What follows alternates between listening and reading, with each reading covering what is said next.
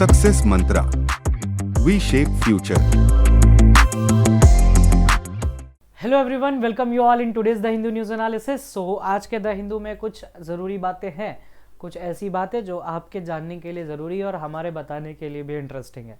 ठीक है, topic what not to be missed में कुछ चीज़ें जो हमने पहले कर रखी थी वही चीज़ें आई हैं एज़ यूजुअल, है ना। अब कहोगे कि यार पहले से पता रखते हो, पता रखने की बात नहीं है। अगर आप न्यूज़पेपर डेली पढ़ रहे हो तो आपको अंदाज़ लग जाता है कि ये टॉपिक टेक्स्ट एंड कॉन्टेक्स्ट में आ जाएगा, देख लेना, it's my guarantee.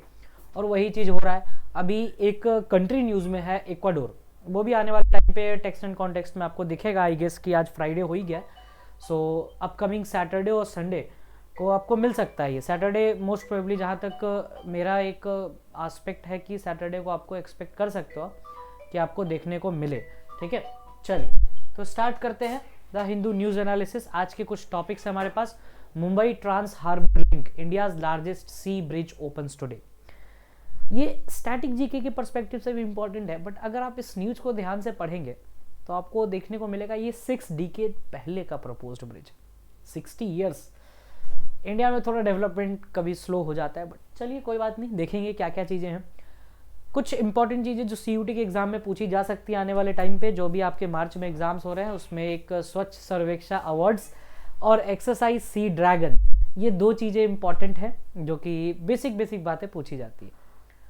Last is the Shinde faction is the real Shiv Sena says the speaker. ये न्यूज़ आज की नहीं है। I just want to give you an overview. मैंने इस पर कोई पीपीटी स्लाइडर नहीं डाला, बिकॉज एक्चुअली ये अब उतना इंपॉर्टेंस थोड़ी बहुत कम हो रही है इसकी। अगर सुप्रीम कोर्ट इस पर कुछ बोलता है तो इंपॉर्टेंस फिर से वापस आ जाएगी, बट स्पीकर का ऐसा कहना, मतलब अभी इस स्टेज पे आके सुप्रीम कोर्ट ने भी काफ़ी अपना स्वीट टाइम दिया है स्पीकर को कि भाई तुम लो टाइम, और स्पीकर ने भी डिसाइड किया। That was very expected decision, is the most political one rather than constitutional. जिन्होंने भी थोड़ी बहुत इस न्यूज़ को फॉलो किया उनको आइडिया को, but I will give you the overview. इस पर बस मेरे पास क्वेश्चन हैं आपके लिए। चलिए स्टार्ट करते हैं।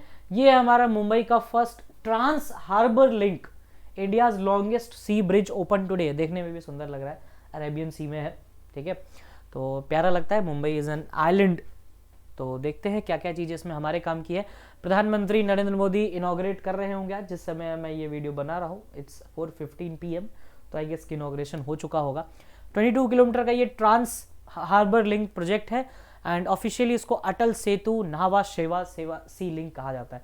अटल सेतु सी लिंक आप कह सकते हो। आपको क्वेश्चन डायरेक्टली आ सकता है कि अटल सेतु सी लिंक किस स्टेट में है, या फिर कौन सा लिंक है, इसको किस और नाम से जाना जाता है।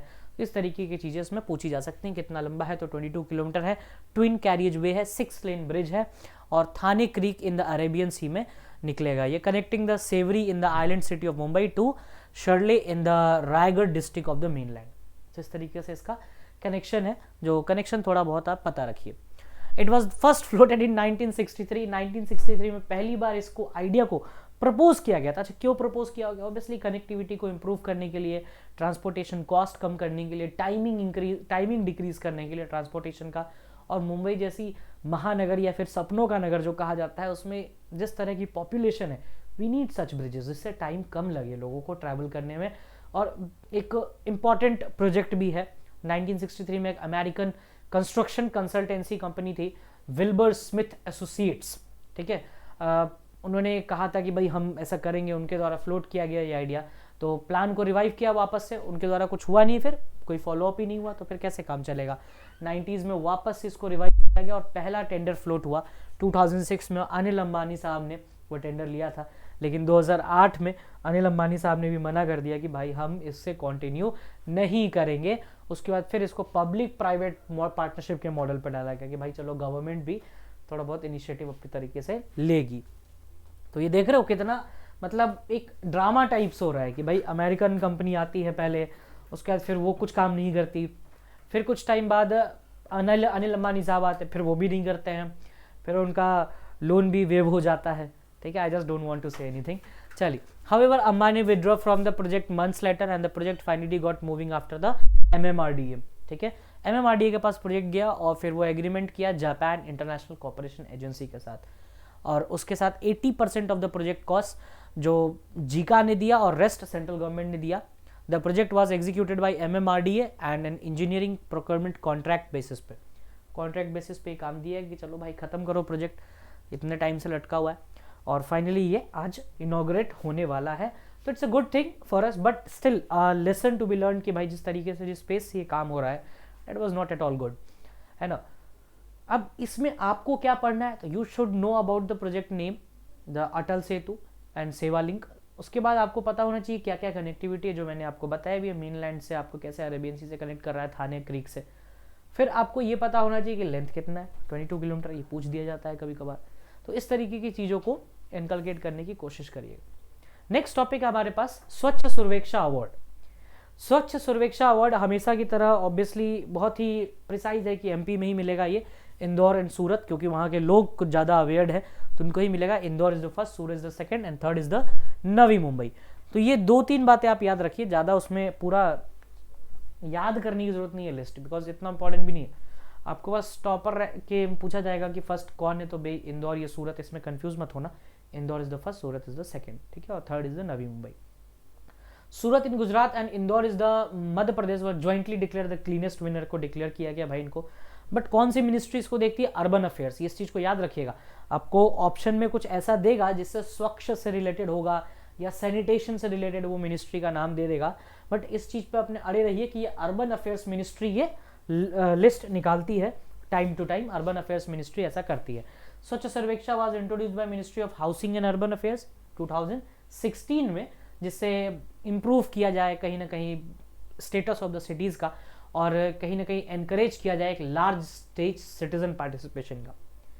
इसके साथ आप अगर लिंक करना चाहो तो आप SDG सस्टेनेबल डेवलपमेंट गोल्स या मिलेनियल डेवलपमेंट गोल्स को भी आप लिंक कर सकते हो, जो हम आए टाइम करते रहते हैं कि भाई इसमें ये चीज़ भी आएगी, इसमें ये चीज़ भी आएगी, तो आप सस्टेनेबल डेवलपमेंट गोल्स को याद कर सकते हो। इस साल का थीम था waste to wealth, that is important. 2024 का थीम है, 2023 का थीम था वेस्ट टू वेल्थ, एंड 2024 का थीम है रिड्यूस, रीयूज एंड रिसाइकल। ठीक है, ये बहुत जनरल थीम है, रिड्यूस करिए, रीयूज करिए और रिसाइकल करिए। Chandigarh walked away with the award for the best सफाई मित्र सुरक्षित शहर, safest city for sanitation workers. चलिए ये भी एक लिस्ट जरूरी है, safest city for the sanitation workers. अच्छा चलिए यहाँ पे बता दें, जब चंडीगढ़ और safest city for sanitation worker की बात आ रही है तो कहीं ना कहीं आपको एक चीज़ पता रहनी चाहिए कि जो मैनुअल स्केवेंजर्स है वो भी यहीं पर आता है। मैनुअल स्केवेंजर्स जिनको नहीं पता उनके लिए कि भाई मशीनों का यूज़ ना करके इंसानों का यूज़ किया जाता है कि वो गटर में उतर के और सफाई करते हैं नालों की। ठीक है, इस पे मैनुअल स्केवेंजर्स के अगेंस्ट एक्ट भी है, बट स्टिल ये होता है इंडिया में अभी भी। नेक्स्ट हमारे पास टॉपिक है exercise sea dragon 2024। Exercise sea dragon, it is a multilateral exercise. Indian navy का P-8I aircraft landed Guam in the US. Guam एक यूएस की टेरिटरी है जो कि ऑस्ट्रेलिया के ऊपर मिलेगा आपको। Interestingly Guam is a territory of US जो कि ऑस्ट्रेलिया के ऊपर मिलेगा। अगर आप ऑस्ट्रेलिया का मैप देखो, इस तरीके से ऑस्ट्रेलिया का मैप दिखेगा आपको, और यहां पर कहीं आपको मिलेगा गुआम। ठीक है, गुआम ये इसका स्ट्रेटेजिक लोकेशन है यूएस की, याद रखना, क्योंकि गुआम से ऊपर जाओगे तो आपको फिलीपींस, फिर कोरिया, जापान, ये सब चाइना मिलना शुरू हो जाता है। तो डेट्स व्हाई स्ट्रेटेजिक इंपॉर्टेंस है, जो यूएस का डिस्टेंस कम करता है एशिया से, गुआम। ठीक है, गुआम एक यूएस की आइलैंड टेरिटरी है जो कि ऑस्ट्रेलिया के ऊपर मिलेगी in western Pacific. To participate in the exercise sea dragon, participating countries are India, Japan, South Korea, Australia and US. ठीक है, इसमें अगर आप ध्यान से देखो तो ये जो 4 कंट्री है, India, Japan, Australia and US, these are the member of Quad. ठीक है, और क्वाड प्लस भी हो जाएगा, आप साउथ कोरिया को उसमें ऐड कर दो और एक आध दो सेंट्रल एशियन कंट्रीज ऐड कर दो and you will get the quad plus. तो इस तरीके से चीज़ों को थोड़ा सा देखो, एनालाइज करो कहाँ कहाँ पे क्या चीज़ें हो सकती हैं। गुआम के बारे में याद रखो, पूछा जा सकता है कि गुआम की लोकेशन कहाँ पे है या फिर गुआम किसकी टेरिटरी है। अंदाज़ा भी नहीं लगा पाएंगे लोग, अगर उनको ना पता हो गुआम कहाँ है तो पता भी नहीं चल पाएगा कि गुआम यूएस की टेरिटरी हो सकती है। ठीक है, because it is the top head of the Australia. अगर आप पापुआ न्यू गियाना देखेंगे तो उसके पास में मिलेगा आपको तिमोर लेस्टे, फिर ऊपर ये ऑस्ट्रेलिया, और ऑस्ट्रेलिया के थोड़ा सा ऊपर निकल जाइएगा तो मिल जाएगा गुआम। ओशियानिया में एंटर नहीं करना है। ठीक है, अब आते हैं नेक्स्ट न्यूज़ पे। Ecuador says 178 prison guard staff members are held hostages by the gangs. अब देखो ऐसा इसलिए हो रहा है इक्वाडोर में, आप लोगों ने न्यूज़ देखा होगा कि भाई अटैकर्स हैं, फिर वो लोगों को पकड़ पकड़ के रखे जा रहे हैं। तो ये है इक्वाडोर का मैप। अब इक्वाडोर एग्जैक्टली है कहाँ पे, तो it is a south American country,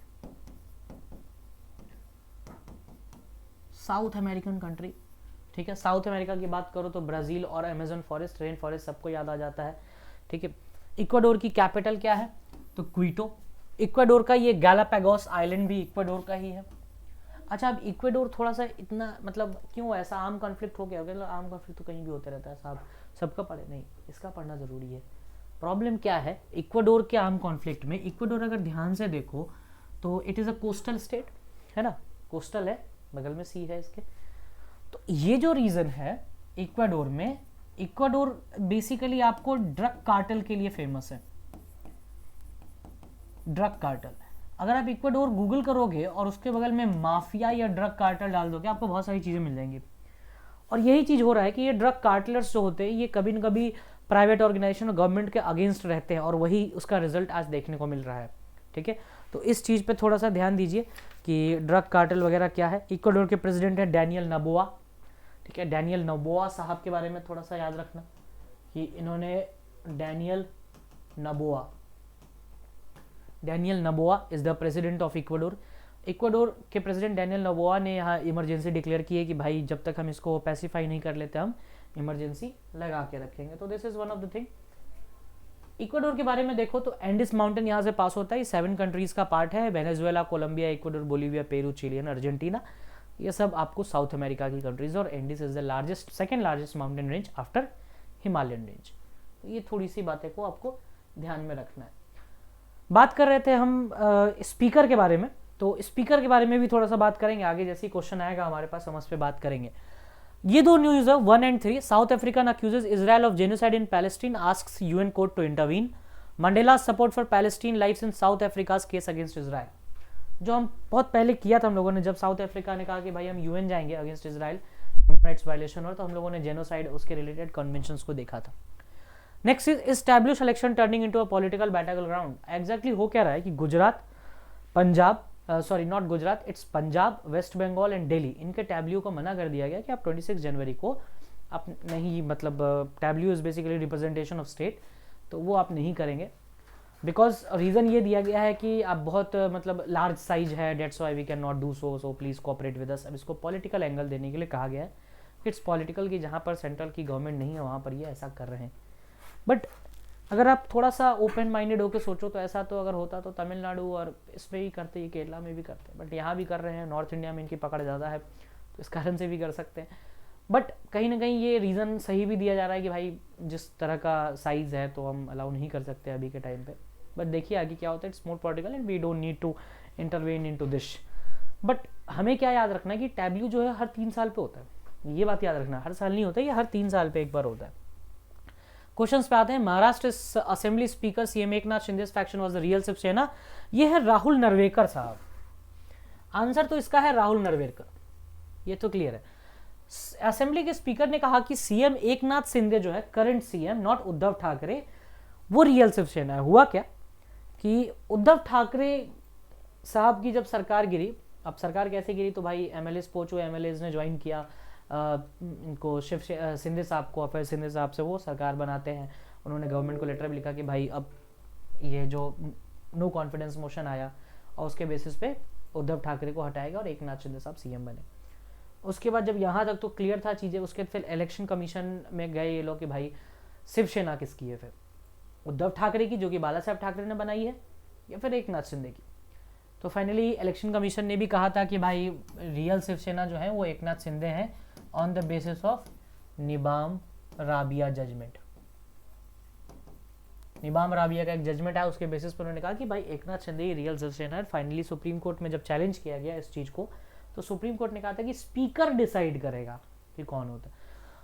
finally speaker साहब ने अपना जजमेंट दे दिया है कि भाई ये रियल शिवसेना है, but still there is a chance they can go to the supreme court and challenge the judgement of the speaker, because speaker के डिसीजन को भी चैलेंज कर सकता है। डिस्क्वालिफिकेशन के टाइम पे स्पीकर का डिसीजन फाइनल होता है, but still it can be challenge on the ground of constitutionality.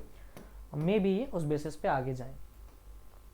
Under the New Deal, once in how many years the every state showcase their tableau during the Republic Day? Once in 3 years. अभी हम लोगों ने बात किया, answer is C, who has been elected as the Bhutan PM, Tshering Tobgay is the new PM, ठीक है, जिग्मे खेसर नामग्याल नहीं। Which central force has taken over the security in the Maharishi Valmiki International Airport in Ayodhya? It's CISF. So आज के लिए इतने questions थे और topics थे, कुछ टाइम से थोड़ा दीजिएगा, चीज़ों को एनालाइज कर लीजिए, डाइजेस्ट कर लीजिए।